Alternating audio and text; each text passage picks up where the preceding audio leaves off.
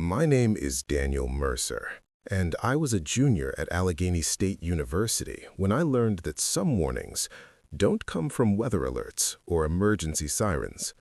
Some of them come quietly, watching you from the dark, waiting to see if you'll pay attention. Everyone in Merrill Creek knew the Iron Ridge Bridge. It wasn't famous, just old. Steel trusses rusted into the color of dried blood, concrete pylons sweating mineral stains into the river below. Engineers had been arguing for years about whether it needed repairs. The town argued back, like towns always do, because the bridge had been there longer than most families. People trusted it out of habit. I crossed it almost every night that fall. Late classes, late shifts at the campus radio station, cheap coffee keeping me upright. That night in October, the fog was thick enough to chew. The river below was invisible, swallowed whole. My headlights felt useless, carving a narrow tunnel through gray nothing.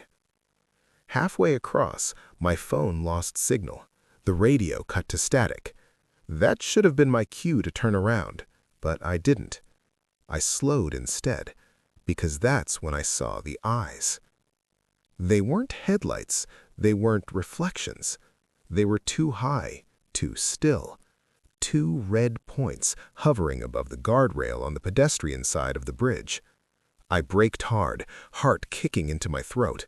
The car skidded slightly, tires screaming on damp concrete. The thing unfolded itself from the railing. That's the only word that fits.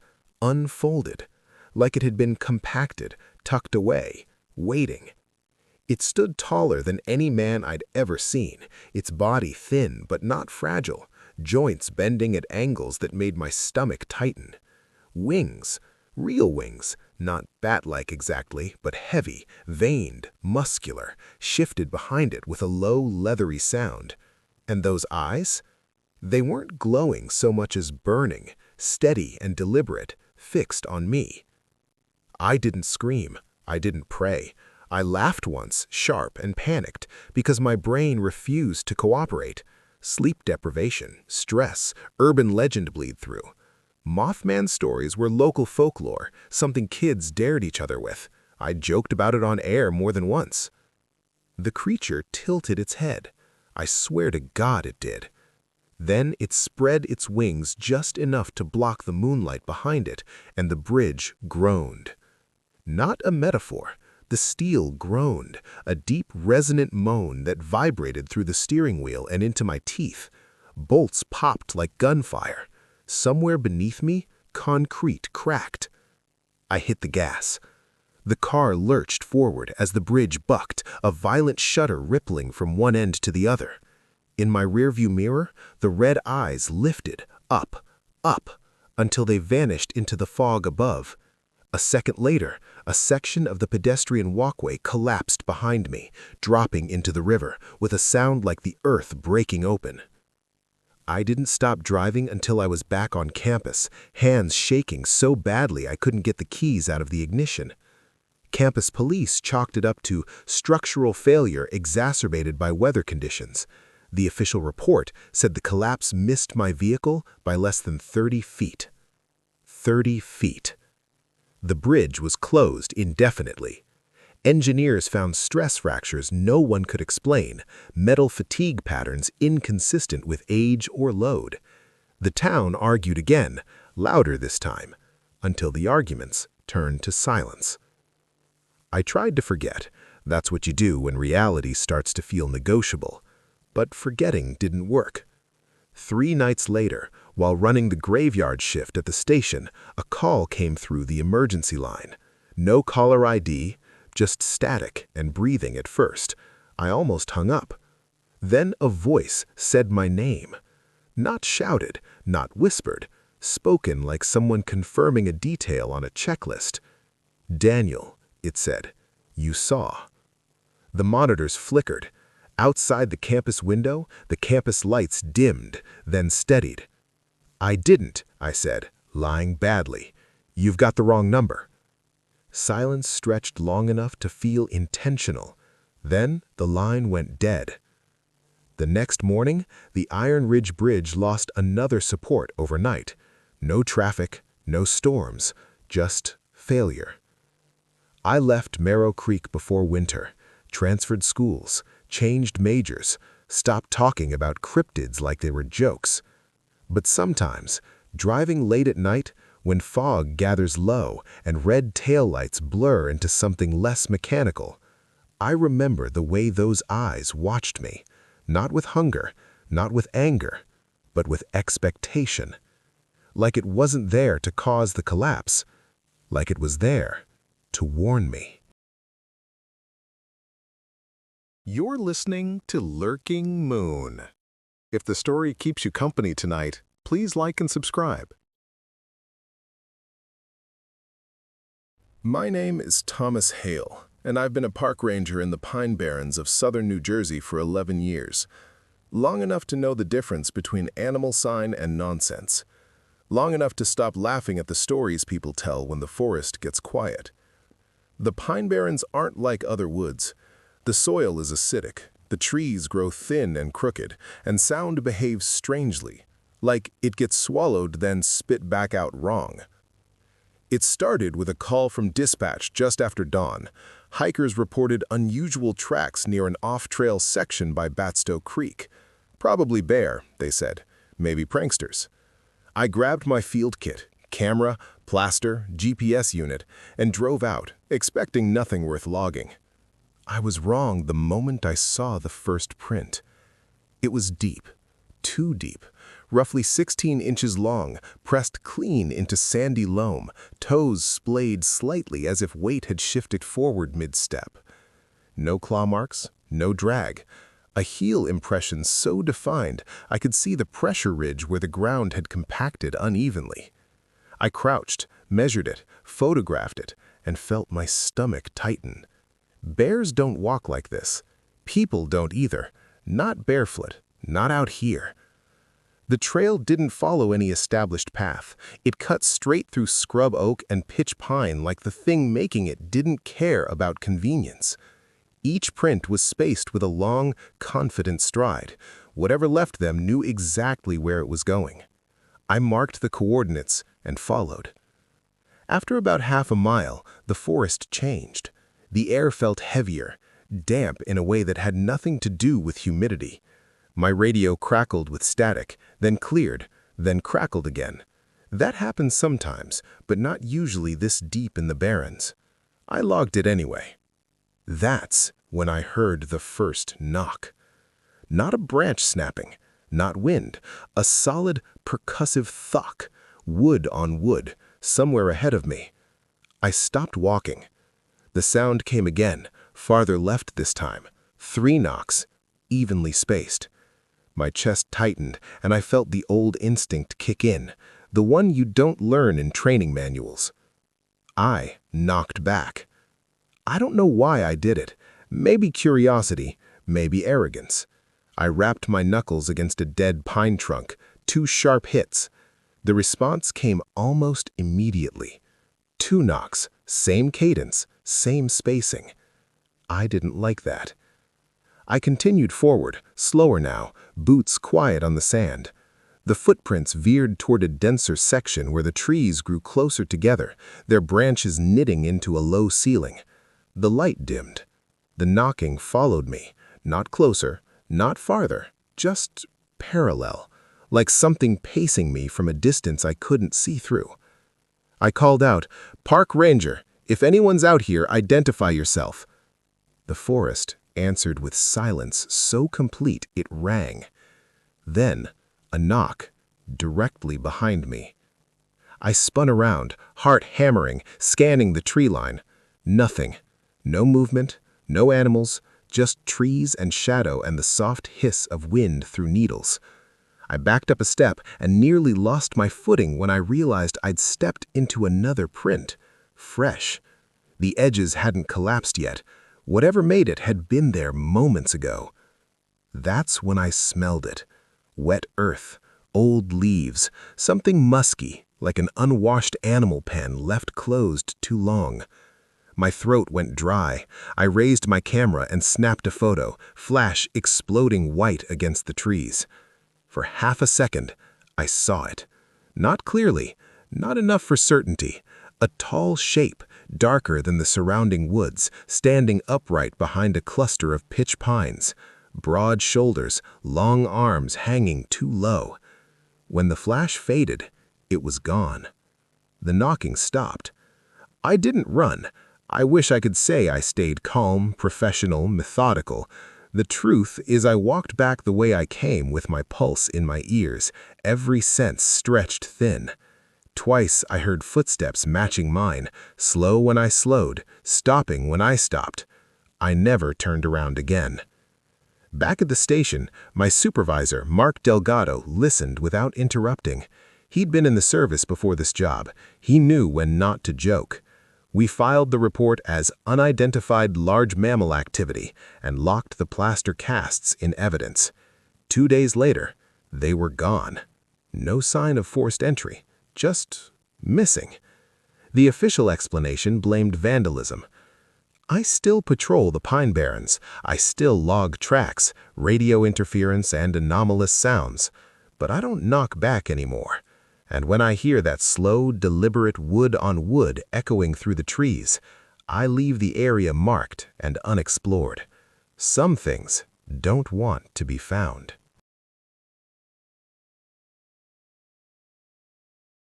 My name is Evelyn Moore, and until last winter, I believed the Pine Barrens produced legends the same way they produced fog, naturally, endlessly, and without much truth.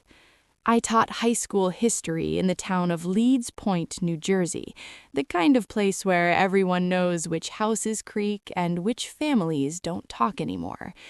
The Jersey Devil was something you mentioned to scare tourists or keep kids from wandering too far into the woods. That changed the morning the tracks appeared. It had snowed overnight, a rare, heavy snowfall that muffled the world into something almost peaceful. When I stepped onto my porch before sunrise, coffee steaming in my hands, the first thing I noticed was the silence. No birds, no distant engines, just fog rolling low and thick between houses, like breath from something sleeping. Then I saw the prints. They started at the edge of my yard, deep, clean impressions punched straight through the snow, hoof-like, split down the center, far larger than any deer I'd ever seen. They didn't wander or hesitate. They moved with intent, straight toward Main Street. I followed them instinctively, boots crunching softly, heart beating faster with every step. By the time I reached the road, half the town was already outside, neighbors clustered in small knots, phones raised, voices low. Sheriff Alan Whitaker stood near the old post office, staring down at the same impossible trail. The prints crossed asphalt without slipping, without breaking stride, then climbed. That's when it stopped being funny. The tracks went up the side of the McCready house, not to the porch, not the steps, straight up the wall. Perfect impressions spaced evenly, as if gravity had been politely ignored. On the roof, the snow was disturbed only by those same marks, marching along the ridgeline before leaping to the next building. Someone laughed nervously. Someone else said it had to be a prank, but nobody moved closer. The fog thickened as the sun rose, swallowing the far end of town. The tracks led into it, hopping rooftops, crossing fences, skimming sheds and church steeples with casual ease. At the edge of Leeds Point, where the last houses gave way to open marsh and pine scrub, the trail simply stopped. No drag marks, no landing, just absence. The sheriff called it in. State wildlife arrived hours later, bundled and skeptical. They took photos, measurements, samples. One of them, a younger guy named Perez, kept glancing toward the woods like he expected something to glance back. When they were done, the official word was unidentified animal activity compounded by environmental conditions. Fog and snow, apparently, could make anything climb a roof. That night, I couldn't sleep. The fog returned after dark, pressing against my windows, swallowing the streetlights until they glowed like dying embers. Around midnight, I heard it, a scream. Not loud, not close, high and thin, carried on the fog like a signal for something listening. It cut off abruptly, replaced by a wet, leathery sound, wings, maybe, beating the air just beyond sight. I stood at the window, frozen, breath fogging the glass. For a moment, I thought I saw movement on the roof across the street, a shape hunched low against the shingles, long neck, something like antlers or twisted horns silhouetted against the haze. Then it stepped forward, and I saw the eyes. They weren't glowing, they reflected light like an animal's, sharp and knowing. The thing tilted its head, just slightly, as if curious whether I could see it.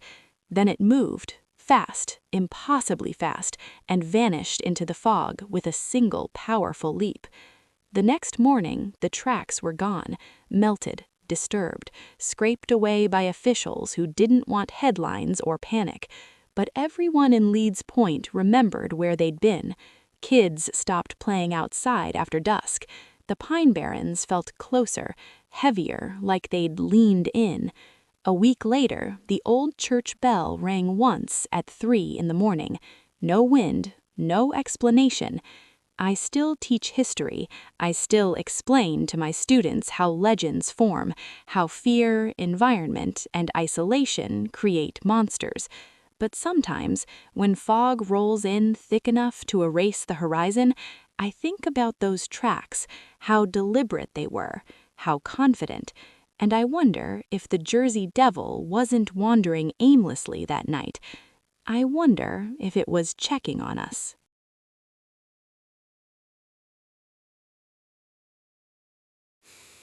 My name is Luis Navarro, and I was 6 years into night shift with the Texas Highway Patrol when I learned that some calls aren't meant to be cleared from a log.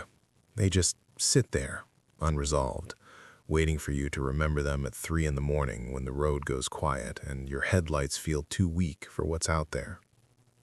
Mile marker 12 sits on a stretch of State Route 285 that cuts through scrubland and cattle fences, the kind of road that exists more for ranchers than travelers. At night, it's empty. No towns, no gas stations, just long asphalt, barbed wire, and the smell of dust baked into everything. Locals call it Dead Road. We call it Easy Patrol. The call came in just after 2:10 a.m. Rancher reporting livestock down near the highway fence. Possible hit and run. I acknowledged and rolled out, coffee cooling in the cup holder, radio humming low. I expected a deer strike or coyotes. That's usually how these things go. I saw the goats before I saw the truck. 3 of them lay just inside the fence line, bodies intact, legs folded under like they'd simply given up. No blood on the ground, none on the grass. I remember thinking that was strange even before I got out of the cruiser. Predators are messy. Accidents are worse. I knelt beside the closest one and felt my stomach tighten. 2 puncture wounds at the base of the neck. Clean, precise, like something knew exactly where to put them. I checked for signs of a struggle. Torn earth, broken brush. Nothing. It was like the animals had stood still and allowed it. That's when I heard movement beyond the fence. I stood, hand resting near my sidearm, flashlight cutting through the dark. The beam caught something crouched low near the other side of the pen. At first glance, I thought it was a mangy coyote. Then it lifted its head. Hairless. Grayish skin stretched tight over a narrow skull, eyes that reflected back at me. Not yellow, not green, but an unnatural, washed-out glow like old phosphorescent paint. Too bright, too focused. It was feeding. Not tearing, not chewing. Its mouth was pressed to the animal's neck, body unnaturally still except for a faint pulsing movement at the throat. The goat beneath it twitched once, weakly, then went limp. I shouted, command voice, "State Patrol, step away from the animal." the thing looked at me. I don't mean it glanced in my direction, I mean it locked on to me. Those eyes narrowed, and for a split second I had the distinct impression of assessment, like it was deciding whether I was a threat or just another inconvenience. Then it moved. It didn't run the way animals run. No panic, no scramble. It rose onto its hind legs just enough to clear the fence in a single, smooth motion and landed on the asphalt with a wet, hollow sound.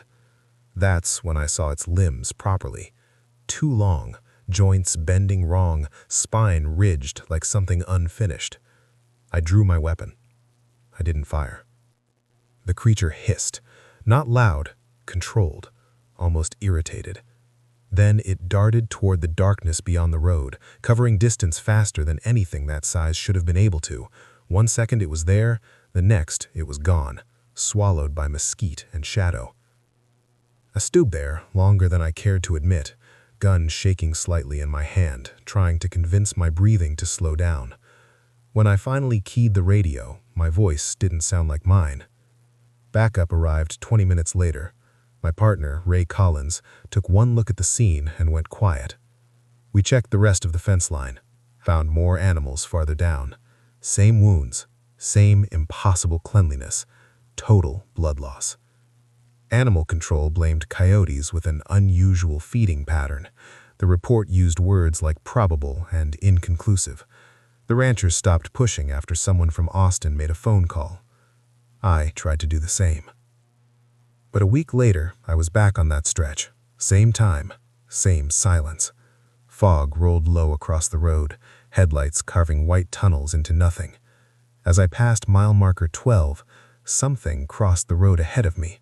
Fast, low, wrong. I braked hard, tires screaming. In the beam of my lights, just for a moment, I saw it turn its head. Those eyes recognized me. I don't patrol that section anymore. Officially, it's reassigned routes and manpower distribution. Unofficially, I asked not to. Ray doesn't joke about it. Neither do the ranchers. They've started locking their livestock in at night, installing lights that burn till dawn. Sometimes, driving home near sunrise, I pass mile marker 12 and see dark shapes near the fence line. I don't slow down. I don't look too hard. Because I know now. Whatever that thing was, it wasn't starving. It was hunting.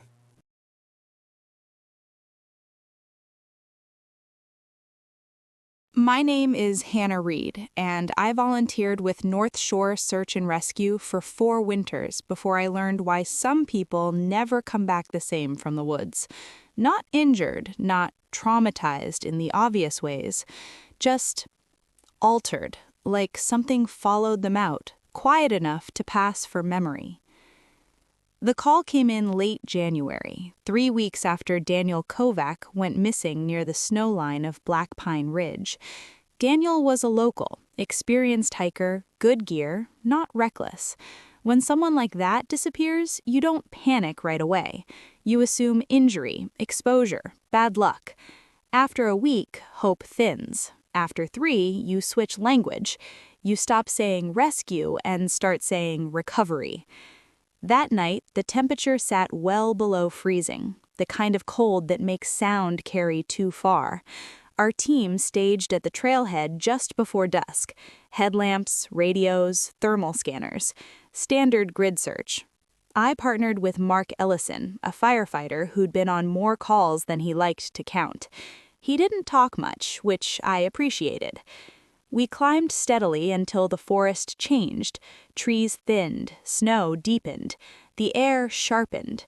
Above us, the ridgeline cut black against a starless sky.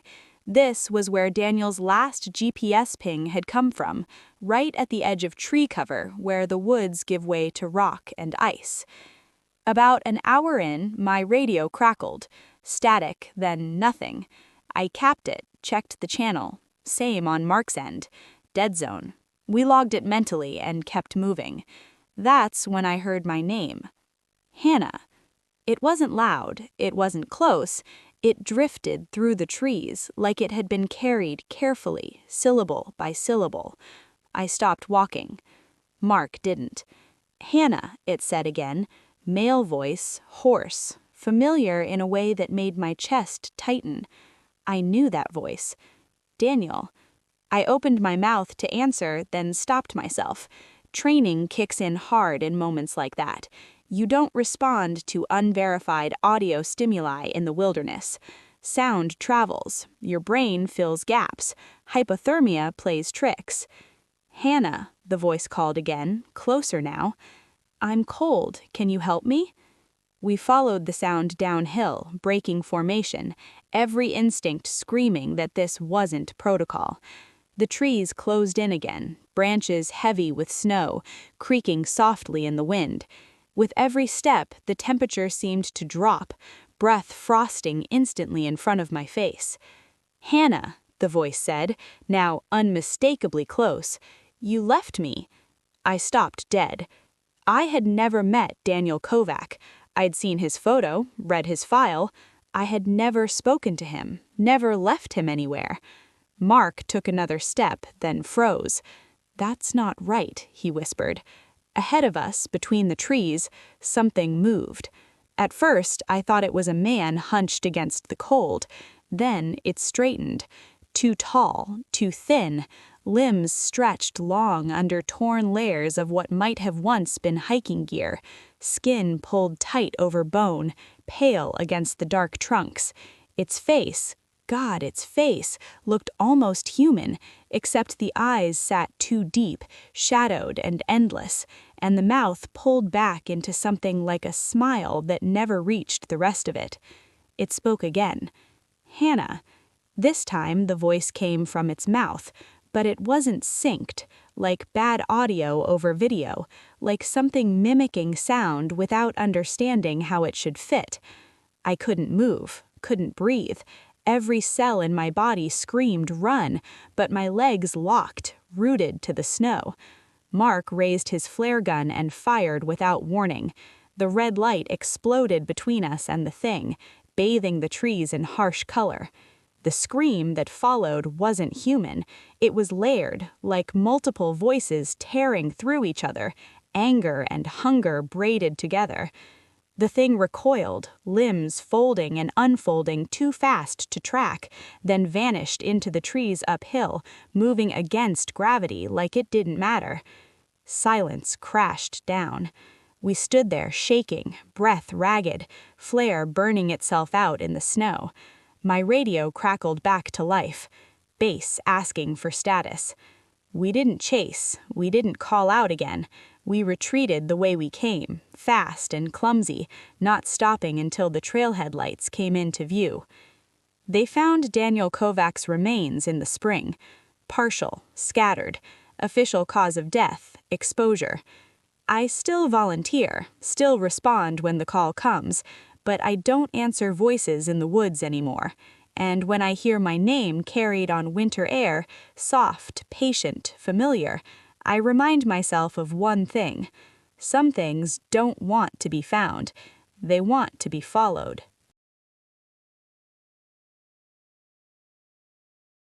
My name is Aaron Whitlock, and until that summer, I believed the woods were dangerous only in the obvious ways.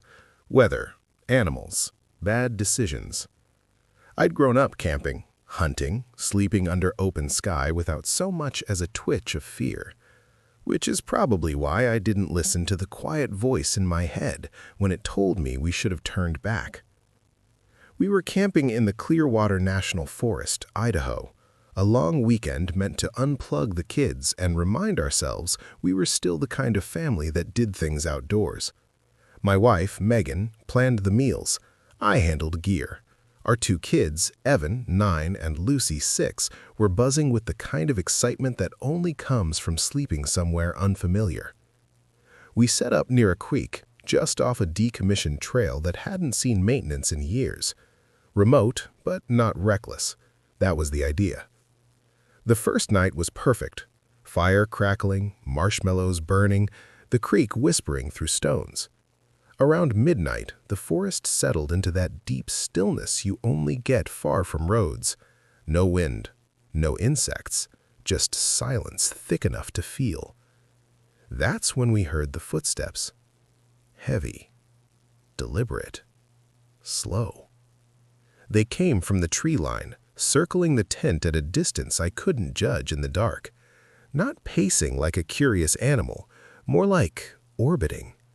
Each step pressed into the ground with weight behind it, too much weight for a deer, too steady for a bear. I held my breath and listened. Crunch. Pause. Crunch. Megan whispered my name. I told her to stay quiet, hand already wrapped around the flashlight. I clicked it on and swept the beam through the trees. Nothing reflected back. No eyes, no movement. The footsteps stopped. I waited a long time before convincing myself it was nothing more than a bear passing through. Bears do that. You tell yourself they do. The next morning, Evan asked why someone had been walking around our tent at night. I didn't answer right away. Outside, the ground told a different story. Impressions in the soft dirt near the creek bank, not clear enough to be textbook, but wrong enough to make my skin prickle. Long, wide, bare. Toes faintly visible. No claw marks, no overlap like you'd expect from boots or paws. Megan saw them too. We exchanged a look that said, "We'll talk later." That night, we built the fire bigger, kept it going longer, laughed louder. I told myself predators avoid noise, light, people. That's what the manuals say. The footsteps came earlier this time. Closer. They didn't circle wide, they stayed just beyond the firelight, pacing back and forth, slow and patient. The kids slept through it mercifully. Megan didn't. Neither did I. At one point, I stood and shouted into the dark, "Hey, we know you're there!" The forest swallowed my voice. Then, something answered not with sound, but with presence. The footsteps stopped, replaced by a pressure I can only describe as a tension, like being watched by something that didn't blink. I saw it then. A silhouette, taller than any man I've known, standing upright at the edge of the trees, shoulders broad, arms hanging too long. It didn't move, didn't sway, just watched. The firelight brushed its outline, but never filled it in, like the darkness refused to let go. I raised the flashlight. The beam shook. For a split second, it caught texture, dark, matted, uneven. Then the light flickered, and the shape was gone. The footsteps retreated. We packed up at dawn. No breakfast, no discussion. I told the kids we were heading home early because of weather.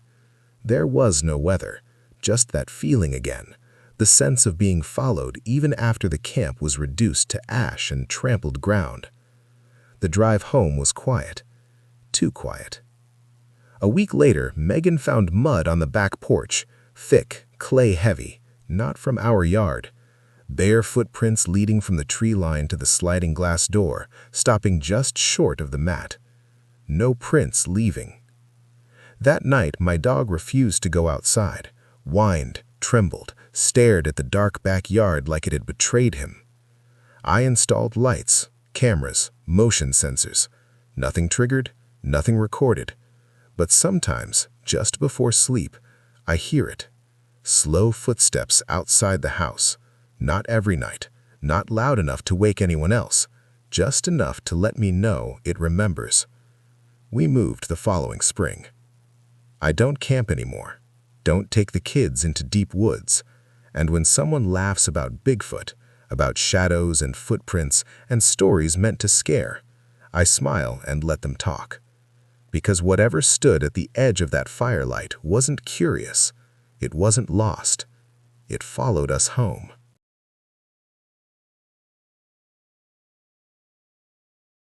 My name is Rafael Morales, and I've run a small goat farm outside San Isidro, Texas, most of my adult life.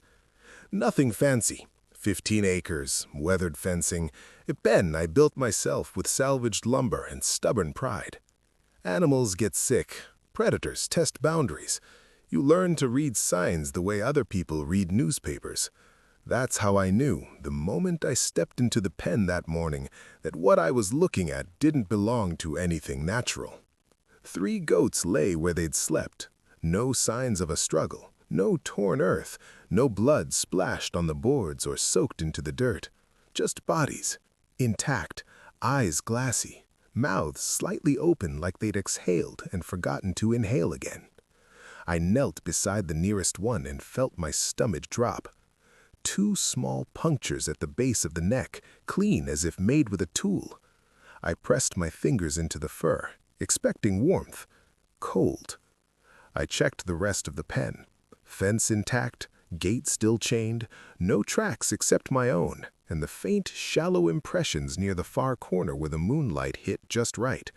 Not hooves, not paws, more like narrow feet with toes that didn't quite match anything I knew. I stood there longer than I should have, listening to the quiet. Farms are never silent. That's what scared me most. I called my neighbor, Tomas Alvarez. He runs cattle a quarter-mile down the road and has seen more strange things than he likes to admit. He came over with a flashlight and that look people get when they expect trouble but hope to be wrong. We walked the fence line together. When we reached the back corner near the mesquite trees, he stopped dead. "I saw something here last night," he said quietly. I waited. Just after midnight. Thought it was a stray dog at first. He shook his head. Too low, too smooth, skin like leather, no hair. It crouched by your fence like it was thinking. "What did it do?" I asked. Tomas swallowed, looked up at me. "We didn't say the word. You don't need to when both of you are thinking it." Animal control came later that day.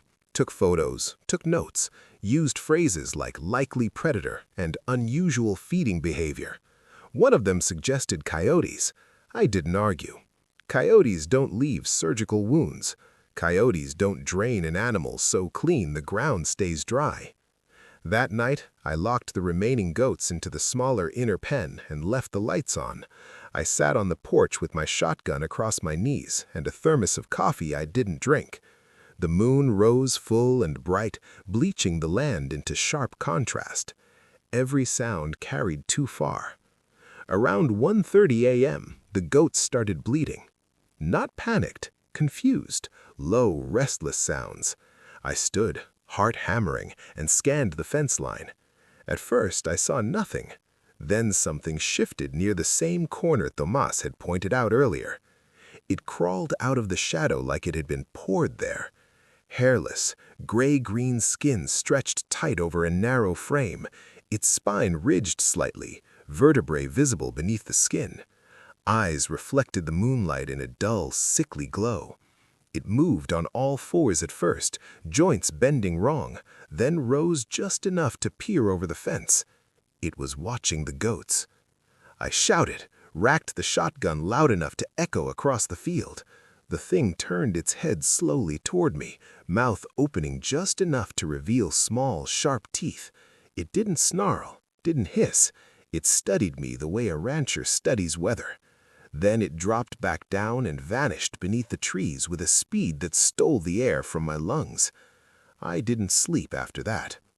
The next morning, another goat was dead, this one closer to the house. Same wounds, same absence of blood. The pen lights were still on, the fence still unbroken. Word spread. People talked in low voices at the feed store.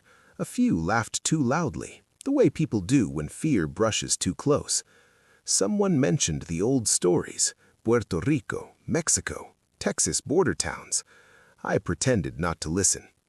I sold the remaining goats a week later, took a loss, didn't care. The pen sits empty now, boards graying in the sun. Sometimes I think that's worse, that whatever came for them might come back, confused, looking for something that isn't there anymore. On certain nights, when the moon hangs low and the dogs in the distance start barking for no reason, I step onto the porch and scan the fence line. I tell myself it was a predator I couldn't identify, a freak anomaly, something science will explain eventually. But I still check the ground in the morning, just in case.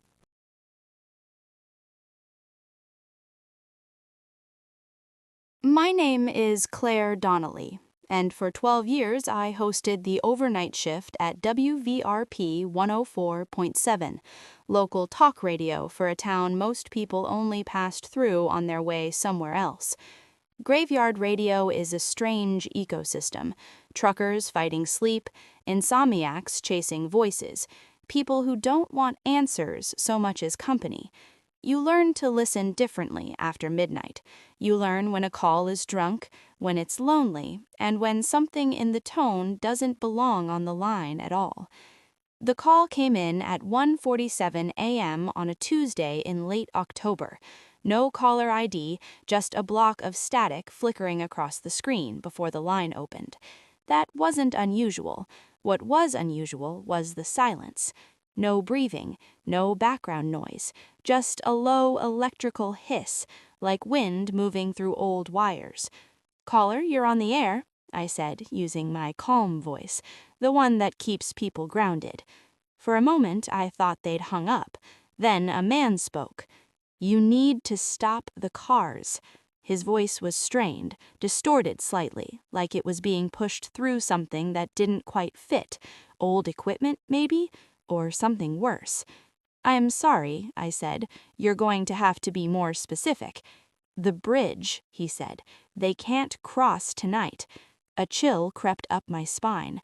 We had one major bridge in town, the Coldwater Span, a steel truss crossing the river east of Riverton, old but still in constant use. "What bridge?" I asked. There was a pause. Then, "You know which one." I tried to laugh it off. "Sir, if this is a prank, you picked a weird hour." "It's already watching," he said. "The red eyes are back." My fingers tightened on the console. "Mothman stories are a local favorite," I said carefully, leaning into skepticism the way radio hosts do when things get strange. "You want to tell me what you actually saw?" Another pause, longer this time. When he spoke again, his voice sounded closer, clearer. "I saw it before the last one, too," he said. "No one listened then either." The line crackled violently, peaking the meters. I motioned to the engineer through the glass, but he just shrugged, eyes wide. "Who is this?" I asked. He said a name. "Frank Holloway." The line went dead. I finished the show on autopilot, hands cold, heart beating too fast. Frank Holloway wasn't just a name. He'd been a factory worker who claimed to see Mothman before the Silver Bridge collapse decades earlier.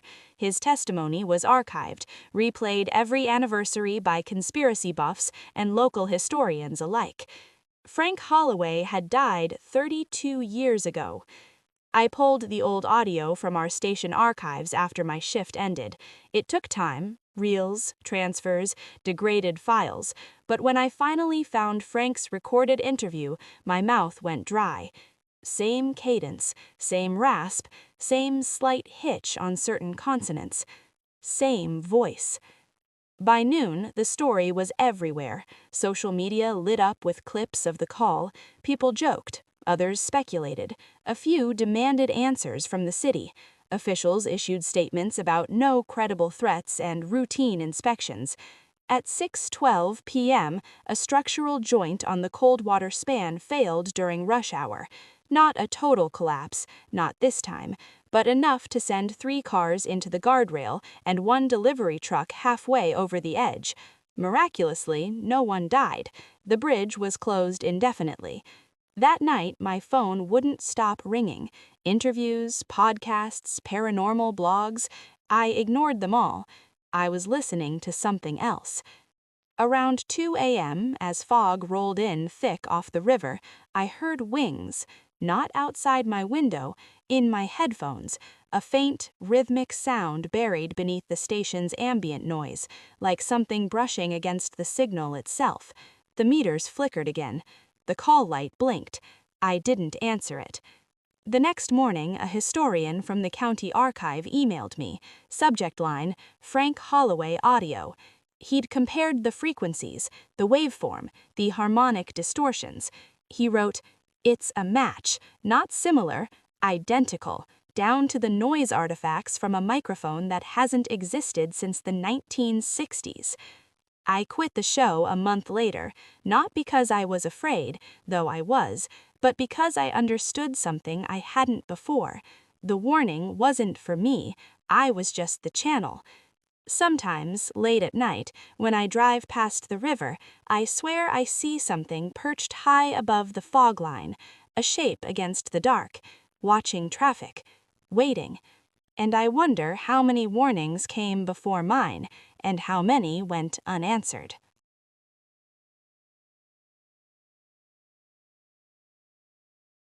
My name is Claire Donnelly, and for 12 years I hosted the overnight shift at WVRP 104.7, local talk radio for a town most people only passed through on their way somewhere else. Graveyard radio is a strange ecosystem. Truckers fighting sleep, insomniacs chasing voices, people who don't want answers so much as company. You learn to listen differently after midnight.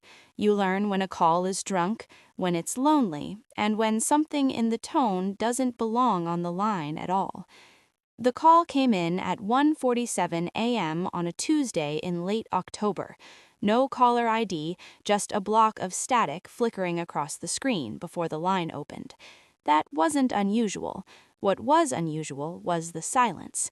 No breathing, no background noise, just a low electrical hiss, like wind moving through old wires. "Caller, you're on the air," I said, using my calm voice, the one that keeps people grounded. For a moment, I thought they'd hung up. Then a man spoke. "You need to stop the cars." His voice was strained, distorted slightly, like it was being pushed through something that didn't quite fit. Old equipment, maybe? Or something worse. "I'm sorry," I said. "You're going to have to be more specific." "The bridge," he said. "They can't cross tonight." A chill crept up my spine. We had one major bridge in town, the Coldwater Span, a steel truss crossing the river east of Riverton, old but still in constant use. "What bridge?" I asked. There was a pause. Then, "You know which one." I tried to laugh it off. "Sir, if this is a prank, you picked a weird hour." "It's already watching," he said. "The red eyes are back." My fingers tightened on the console. "Mothman stories are a local favorite," I said carefully, leaning into skepticism the way radio hosts do when things get strange. "You want to tell me what you actually saw?" Another pause, longer this time. When he spoke again, his voice sounded closer, clearer. "I saw it before the last one, too," he said. "No one listened then either." The line crackled violently, peaking the meters. I motioned to the engineer through the glass, but he just shrugged, eyes wide. "Who is this?" I asked. He said a name. Frank Holloway. The line went dead. I finished the show on autopilot, hands cold, heart beating too fast. Frank Holloway wasn't just a name. He'd been a factory worker who claimed to see Mothman before the Silver Bridge collapse decades earlier. His testimony was archived, replayed every anniversary by conspiracy buffs and local historians alike. Frank Holloway had died 32 years ago. I pulled the old audio from our station archives after my shift ended. It took time, reels, transfers, degraded files, but when I finally found Frank's recorded interview, my mouth went dry. Same cadence, same rasp, same slight hitch on certain consonants. Same voice. By noon, the story was everywhere. Social media lit up with clips of the call. People joked. Others speculated. A few demanded answers from the city. Officials issued statements about no credible threats and routine inspections. At 6:12 p.m., a structural joint on the Coldwater Span failed during rush hour. Not a total collapse, not this time, but enough to send 3 cars into the guardrail and 1 delivery truck halfway over the edge. Miraculously, no one died. The bridge was closed indefinitely.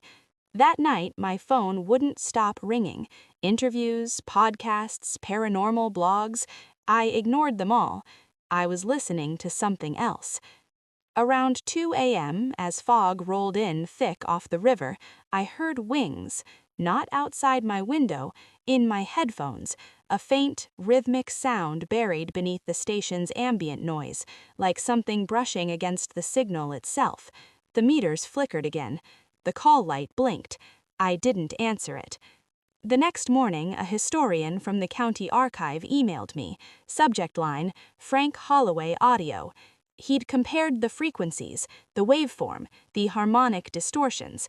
He wrote, "It's a match, not similar, identical, down to the noise artifacts from a microphone that hasn't existed since the 1960s.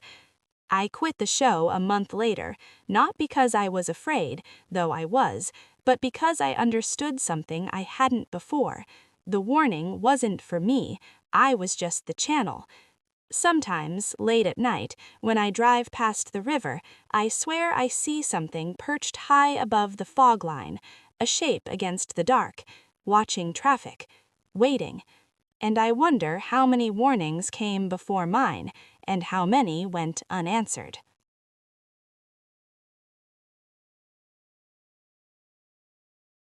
I never planned to stay in the Pine Barrens after dark.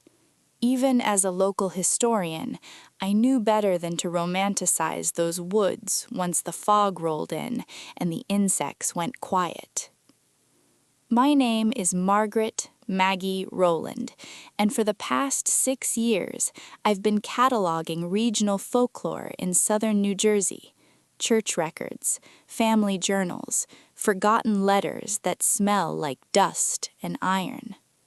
Most of it is mundane, dates, names, deaths, but sometimes, very rarely, a document breathes. The journal came from the estate of Elias Cromwell, a recluse who died in 1912 near Batstow Village.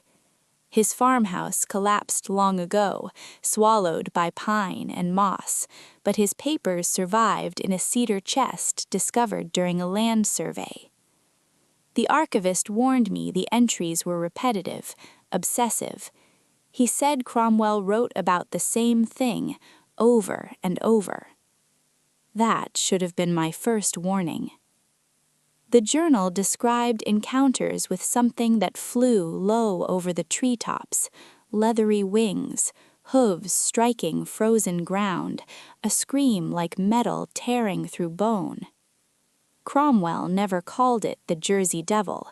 He called it the thing born of the fog. According to him, it appeared every few years, always in late autumn, always after 3 nights of heavy mist. He mapped its movements with unsettling precision, and the last entry ended mid-sentence. I should have closed the book. Instead, I followed it. The coordinates led me deep into Wharton State Forest, down a service road no longer marked on modern maps. By the time I parked, dusk had thickened into a gray blur, the pines rising like spines through the haze. The air smelled wet and old. My recorder hissed with static even before I turned it on. I told myself it was humidity. I always tell myself that. Cromwell wrote that the screams came before the sighting. I heard it just as the sun vanished. It wasn't an animal sound, not fox, not owl, not anything with a throat meant for living air. It echoed across the forest in pulses, rising and falling, as if the woods themselves were breathing pain. The fog thickened instantly, rolling between the trunks, swallowing distance. My flashlight beam bent, scattering instead of cutting through.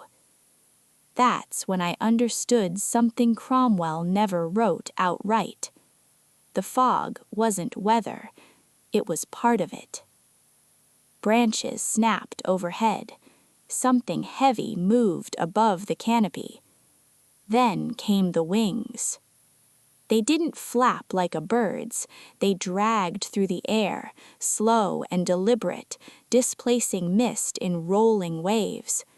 I saw it only in fragments, a horned silhouette passing between treetops, legs folding wrong beneath a narrow body, eyes catching the light for half a second. Red, reflective, aware. I ran. Not far, just enough to trip over exposed roots and fall hard into wet needles. The scream came again, closer this time, vibrating through my ribs. I pressed myself flat against the ground, heart hammering, breath fogging the air beneath my scarf. Something landed nearby. I felt the impact through the soil. Hooves scraped stone. A wet, sulfurous smell filled my nose. It circled me. I couldn't see it clearly, only movement within the fog, the sense of a shape too wrong to belong to the forest, but too old to be new.